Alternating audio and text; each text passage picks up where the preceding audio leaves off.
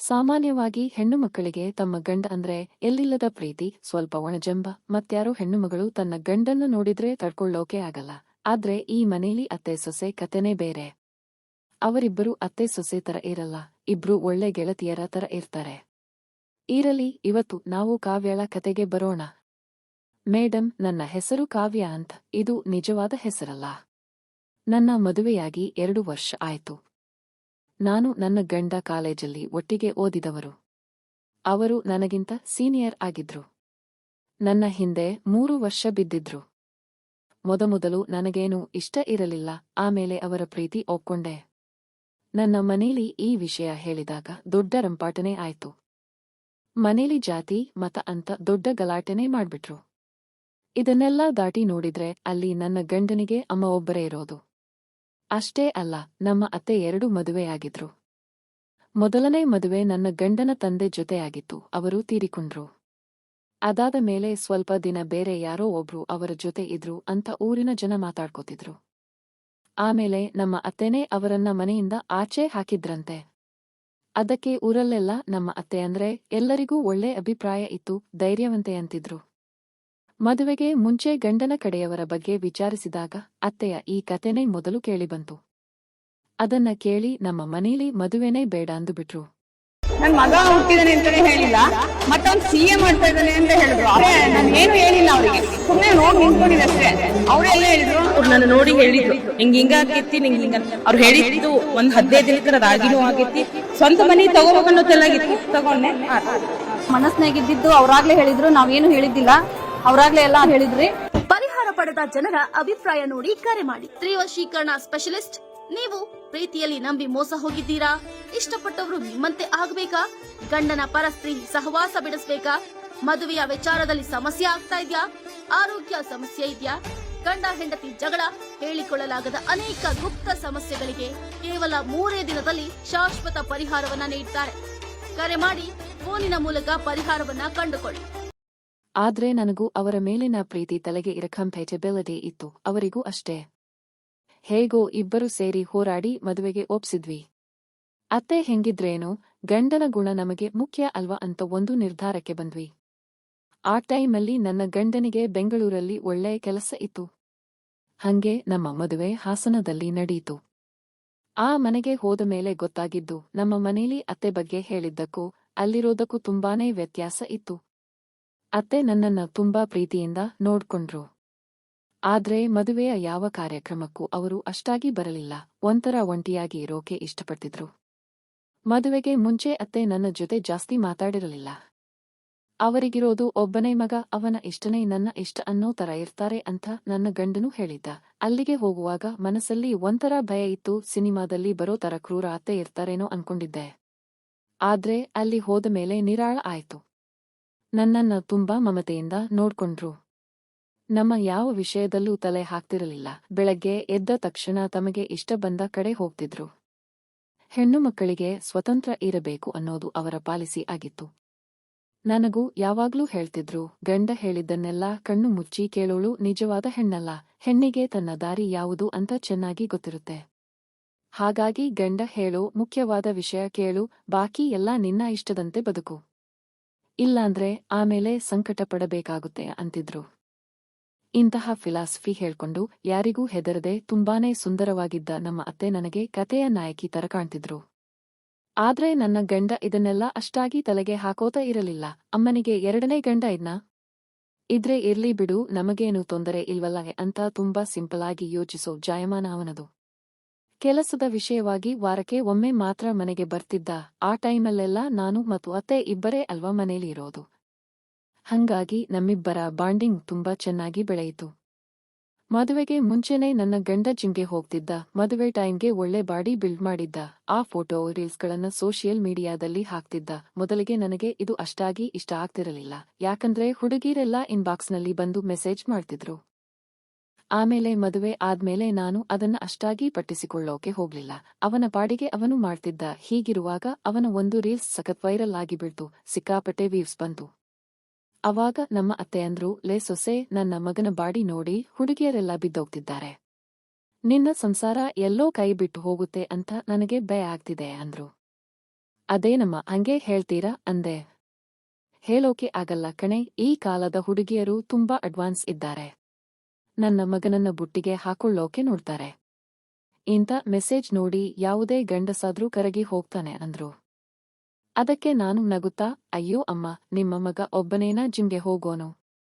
ರೋಡಲ್ಲಿ ಒಂದು ಕಲ್ಲು ಎತ್ತಿ ಎಸೆದ್ರೆ ಅದು ಹೋಗಿ ಯಾರಾದ್ರೂ ಒಬ್ಬ ಜಿಮ್ ಮಾಡೋನ ತಲೆಗೆ ಬೀಳುತ್ತೆ. ನಿಮ್ಮ ಮಗ ಹೋದ್ರೆ ಹೋಗ್ಲಿ ಬಿಡಿ, ನನಗೇನು ಬೇಜಾರಿಲ್ಲ. ನಾನಂತೂ ಇದಕ್ಕಿಂತ ಒಳ್ಳೆ ಜಿಮ್ ಬಾಡಿ ಇರೋನನ್ನು ನೋಡ್ಕೊಂಡು ಹೋಗ್ತೀನಿ ಅಂದೆ. ಅದನ್ನ ಕೇಳಿ ಅತ್ತೆ ಆಶ್ಚರ್ಯದಿಂದ, ಅಬ್ಬಾ, ನಿನ್ನ ಐಡಿಯಾ ಕೂಡ ನನ್ನ ತರನೇ ಇದೆಯಲ್ಲ ಅಂದ್ರು. ಅದಕ್ಕೆ ನಾನು, ನನಗೆ ನಿಮ್ಮ ತರ ಇಬ್ಬರು ಗಂಡಂದಿರು ಬೇಡಮ್ಮ, ಒಬ್ಬನ ಜೊತೆನೇ ನೆಮ್ಮದಿಯಾಗಿ ಇರಬೇಕು ಅನ್ನೋದು ನನ್ನ ಆಸೆ ಅಂದೆ. ಓಹೋ, ಹಂಗಾದ್ರೆ ನೀನು ನನಗೆ ಟಾಂಗ್ ಕೊಟ್ಟಿದ್ದೀಯಾ ಅಂದ್ರು ಅತ್ತೆ. ಇಲ್ಲಮ್ಮ, ನೀವೇ ತಾನೇ ಹೇಳಿದ್ದು ನನ್ನ ಗಂಡ ಬೇರೆ ಕಡೆ ಹೋಗ್ತಾನೆ ಅಂತ. ಅದಕ್ಕೆ ಅತ್ತೆ, ನನ್ನ ಮೊದಲನೇ ಗಂಡ ಮದುವೆಯಾಗಿ 10 ವರ್ಷಕ್ಕೆ ತೀರಿಕೊಂಡ್ರು. ಆವಾಗ ನಾನು ಇನ್ನೂ ವಯಸ್ಸಲ್ಲಿ ಇದ್ದೆ, ನನಗೂ ಆಸೆ ಆಕಾಂಕ್ಷೆಗಳು ಇರಲ್ವಾ? ನನ್ನನ್ನು ನಾನು ಯಾಕೆ ಕಟ್ಟಿ ಹಾಕೋಬೇಕು? ಅದಕ್ಕೆ ನಾನು 2ನೇ ಮದುವೆಯಾಗಿದ್ದು ಅಂದ್ರು. ಆ ಕತೆ ಕೇಳಿನೇ ನನ್ನ ಮನೇಲಿ ಈ ಮದುವೆಗೆ ಒಪ್ತಿರಲಿಲ್ಲ. ಅತ್ತೆಗಿಂತ ವಯಸ್ಸಲ್ಲಿ ಚಿಕ್ಕವನಾಗಿದ್ದ ಆ ಹುಡುಗ ಆಮೇಲೆ ಓಡಿ ಹೋದ ಅಂತ ಊರವರು ಹೇಳ್ತಾರೆ. ಆದ್ರೆ ನನಗೆ ಅನ್ಸುತ್ತೆ ಅತ್ತೆನೇ ಅವನನ್ನ ಓಡಿಸಿರಬೇಕು ಅಂತ, ಯಾಕಂದ್ರೆ ಅವನ ಒಂದು ಫೋಟೋ ಕೂಡ ಮನೇಲಿ ಇರಲಿಲ್ಲ. ಅತ್ತೆ ನನ್ನನ್ನ ಗಂಭೀರವಾಗಿ ನೋಡಿ, ಅವನು ಓಡಿ ಹೋದನೋ ಅಥವಾ ನಾನು ಓಡಿಸಿದ್ನೋ ಅದು ಅಲ್ಲಿರಲಿ, ಈಗ ನಿನ್ನ ಗಂಡನ ವಿಷಯಕ್ಕೆ ಬಾ ಅಂದ್ರು. ನಾನು ಹೇಳಿದ್ನಲ್ಲಮ್ಮ, ನನ್ನ ಗಂಡ ಹೆಂಗಿದ್ರೂ ನನಗೆ ಬೇಜಾರಿಲ್ಲ, ಯಾರಾದ್ರೂ ಕರ್ಕೊಂಡು ಹೋಗೋದಾದ್ರೆ ಹೋಗ್ಲಿ. ಅಮ್ಮ, ನೀವು ನಿಮ್ಮ ಕತೆ ಹೇಳಿ, ಆ 2ನೇ ಗಂಡ ಹೆಂಗೆ ಹೋದ? ಓಡಿಹೋದನ ಅಥವಾ ನೀವೇ ಅಟ್ಟಿದ್ರಾ ಅಂತ ಕೇಳ್ದೆ. ಅಯ್ಯೋ ಹಂಗೇನಿಲ್ಲ ಕಣೆ, ಆ ಹುಡುಗ ನನ್ನ ಹಿಂದೆನೇ ಬಿದ್ದಿದ್ದ.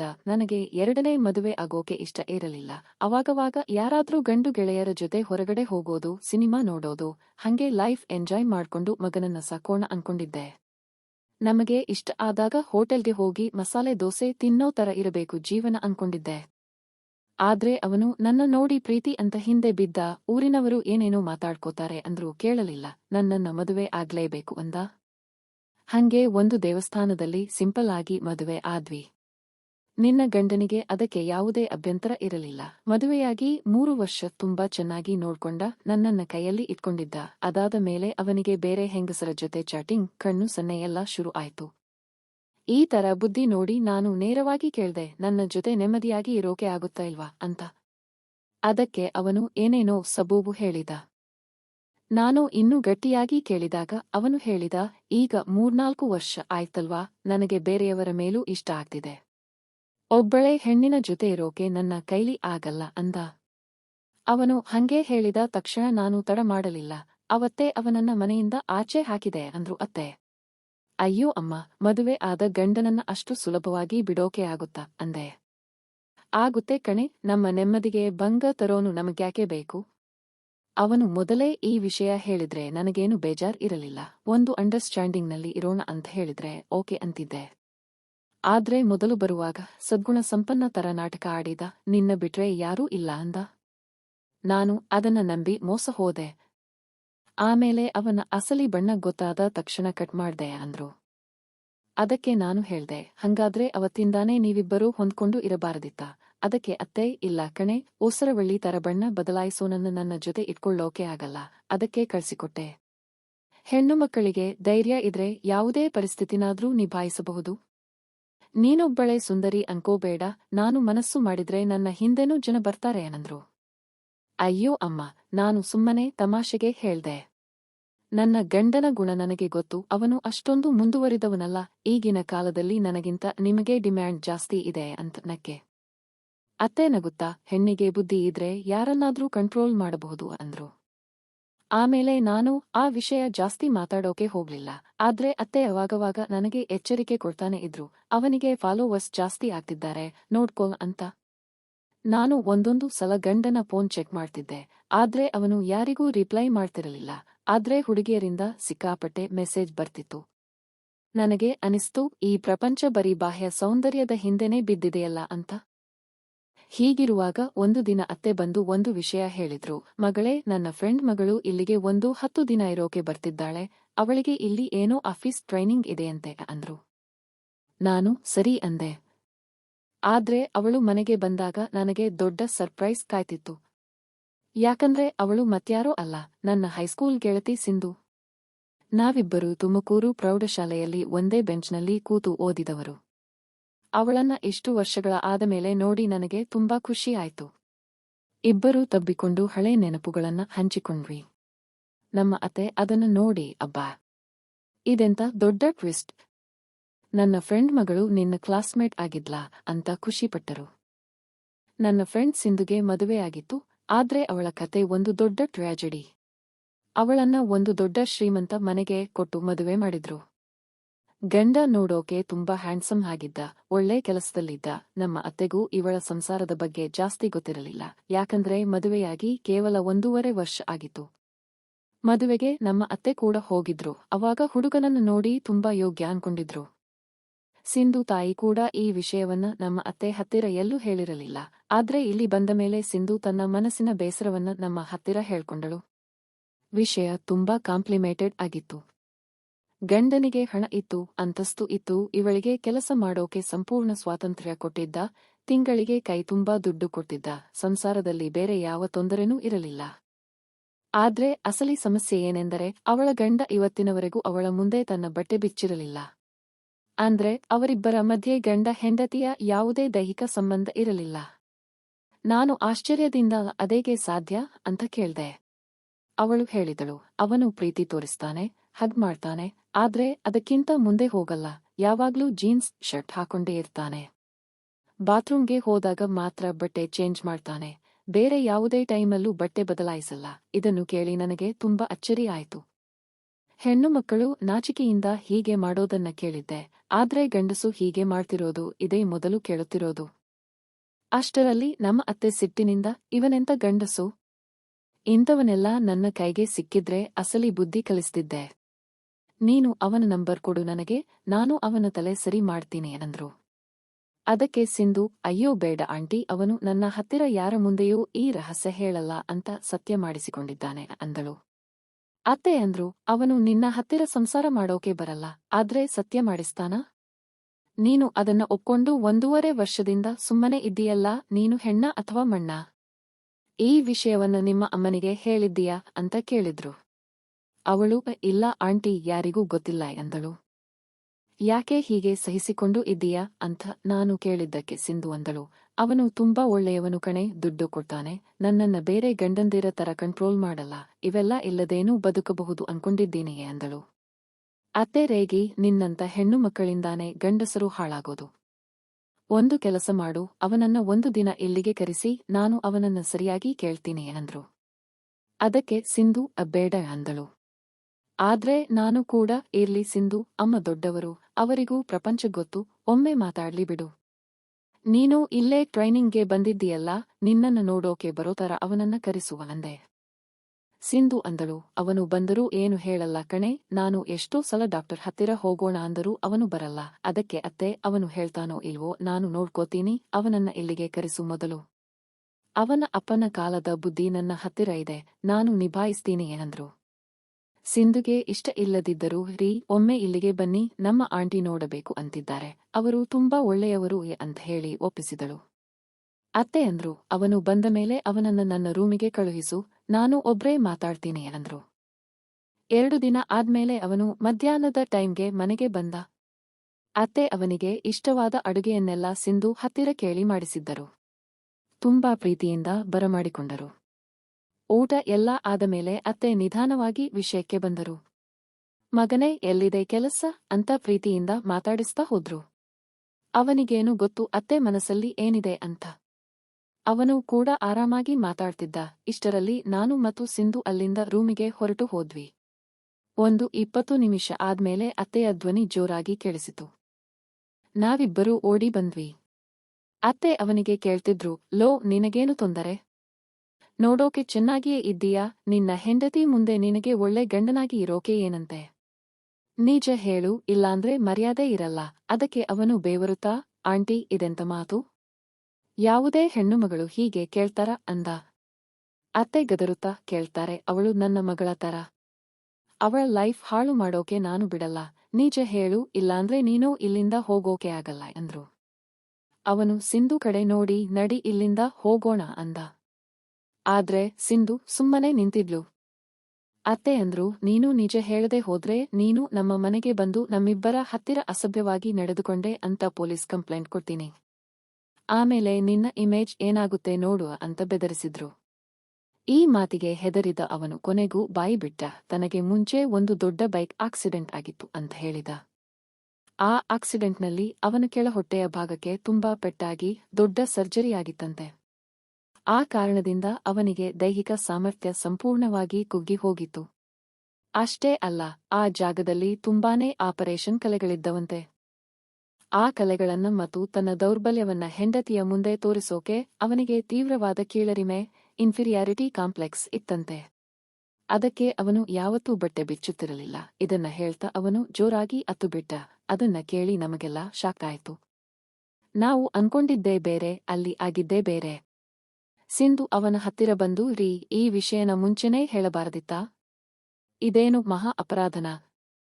ಆಕ್ಸಿಡೆಂಟ್ ಯಾರಿಗೆ ಬೇಕಾದ್ರೂ ಆಗಬಹುದು, ಕೈಕಾಲು ಹೋಗೋ ಇಬ್ರು ಇರಲ್ವಾ? ಬರೀ ಕಲೆ ಇದೆ ಅನ್ನೋ ಕಾರಣಕ್ಕೆ ಇಷ್ಟೊಂದು ಮುಚ್ಚಿಡಬೇಕಿತ್ತಾ? ಇರೋದ್ರಲ್ಲೇ ನಾವು ನೆಮ್ಮದಿಯಾಗಿ ಬಾಳೋಣ, ಇನ್ಮೇಲೆ ಈ ತರ ಯೋಚನೆ ಮಾಡಬೇಡಿ ಅಂತ ಧೈರ್ಯ ತುಂಬಿದಳು. ಅವಾಗ ಅತ್ತೆ ಅಂದ್ರು, ನೋಡು ಮಗನೇ, ನೀನು ಇವತ್ತು ಇಲ್ಲೇ ಇರು. ನನ್ನ ಮಗ ವಾರಕ್ಕೊಮ್ಮೆ ಮಾತ್ರ ಬರೋದು. ನೀವಿಬ್ಬರು ಗಂಡ ಹೆಂಡತಿ ಮನಸ್ಸು ಬಿಚ್ಚಿ ಮಾತಾಡಿ ನಿಮ್ಮ ಮಧ್ಯೆ ಇರೋ ಆ ಆತಂಕನ ದೂರ ಮಾಡಿಕೊಳ್ಳಿ. ಪ್ರೀತಿ ಮುಖ್ಯ, ಬೇರೆಲ್ಲ ಆಮೇಲೆ ಅಂತ ಕಟ್ಟುನಿಟ್ಟಾಗಿ ಹೇಳಿದ್ರು.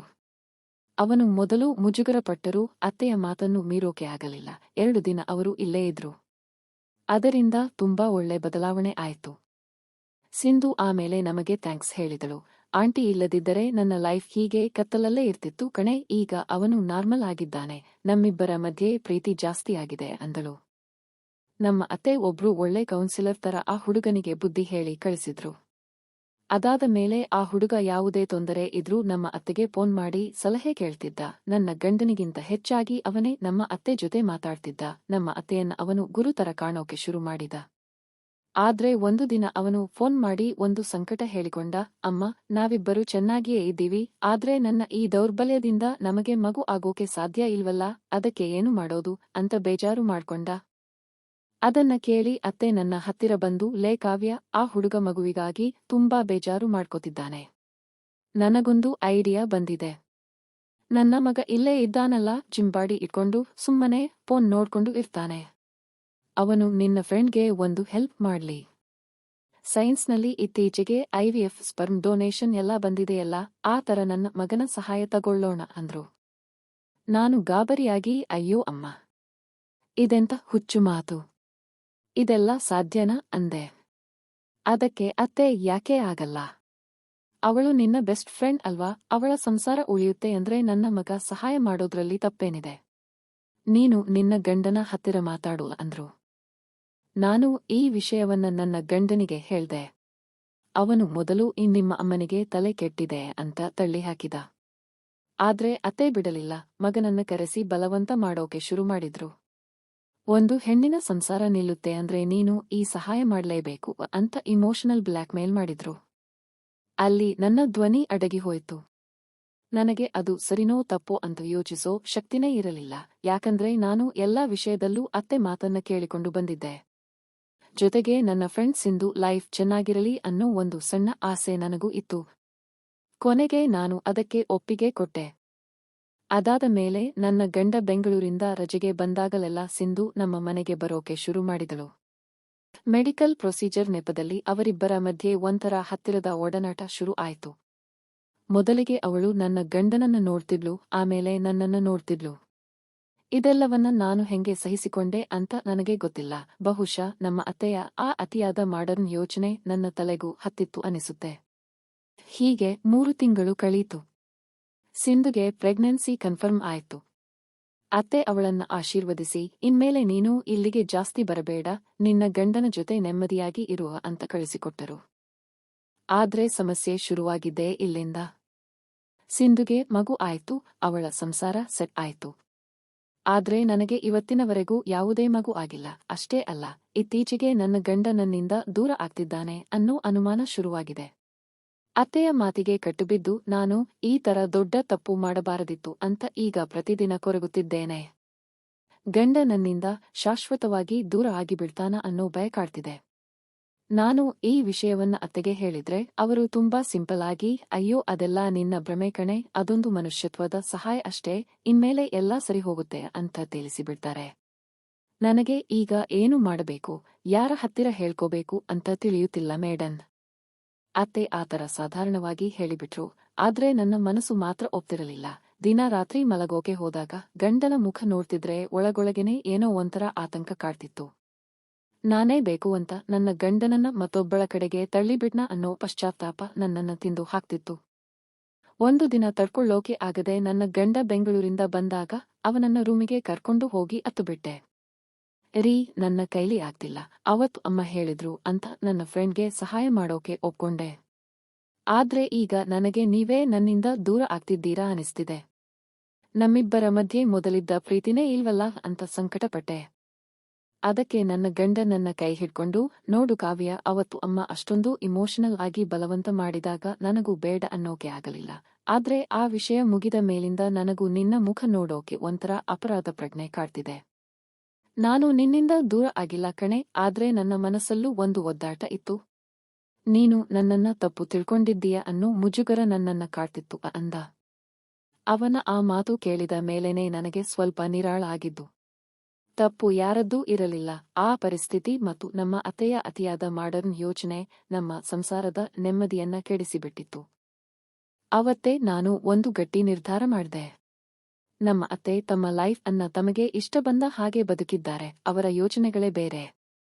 ಆದ್ರೆ ನಾನು ಹಂಗಲ್ಲ, ನನಗೆ ನನ್ನ ಸಂಸಾರ, ನನ್ನ ಗಂಡನೇ ಮುಖ್ಯ. ಮಾರನೇ ದಿನ ಬೆಳಗ್ಗೆನೇ ನಾನು ನಮ್ಮ ಅತ್ತೆ ಹತ್ತಿರ ನೇರವಾಗಿ ಮಾತಾಡ್ದೆ. ಅಮ್ಮ, ನೀವು ಮಾಡಿದ ಕೌನ್ಸಿಲಿಂಗ್ ಇಂದ ಸಿಂಧು ಸಂಸಾರ ಏನೋ ಉಳೀತು. ಆದ್ರೆ ಆ ಪ್ರೊಸೀಜರ್ ಇಂದ ನನ್ನ ಸಂಸಾರದಲ್ಲಿ ಬಿರುಕು ಮೂಡ್ತಿದೆ. ಇನ್ಮೇಲೆ ಸಿಂಧು ಫ್ಯಾಮಿಲಿ ವಿಷಯ ನಮಗೆ ಬೇಡ. ಅವಳು ಅವಳ ಗಂಡನ ಜೊತೆ ನೆಮ್ಮದಿಯಾಗಿದ್ದಾಳೆ, ನಾವು ನಮ್ಮ ಪಾಡಿಗೆ ಇರೋಣ ಅಂತ ಖಂಡಿತವಾಗಿ ಹೇಳಿಬಿಟ್ಟೆ. ಅತ್ತೆ ಮೊದಲು ಸ್ವಲ್ಪ ಗರಂ ಆದ್ರೂ ನನ್ನ ಮುಖದಲ್ಲಿದ್ದ ಗಂಭೀರತೆ ನೋಡಿ ಸುಮ್ಮನಾದ್ರು. ಅದಾದ ಮೇಲೆ ನಾನು ಮತ್ತು ನನ್ನ ಗಂಡ ಇಬ್ಬರೇ ಕೂತು ಮಾತಾಡಿ ನಮ್ಮ ಮಧ್ಯೆ ಇದ್ದ ಎಲ್ಲಾ ಮುಜುಗರಗಳನ್ನ ಸೈಡಿಗೆ ಇಟ್ಟು ಹಳೆ ತರನೇ ಪ್ರೀತಿಯಿಂದ ಇರೋಕೆ ಶುರು ಮಾಡಿದ್ವಿ. ನಾವು ಇಬ್ಬರೂ ಸೇರಿ ಮೈಸೂರಿಗೆ 1 ವಾರ ಟ್ರಿಪ್ ಹೋದ್ವಿ. ಅಲ್ಲಿ ಅತ್ತೆಯ ನೆರಳು ಇರಲಿಲ್ಲ, ಸಿಂಧು ನೆನಪು ಇರಲಿಲ್ಲ, ಬರೀ ನಾನು ಮತ್ತು ನನ್ನ ಗಂಡ ಅಷ್ಟೇ ಇದ್ವಿ.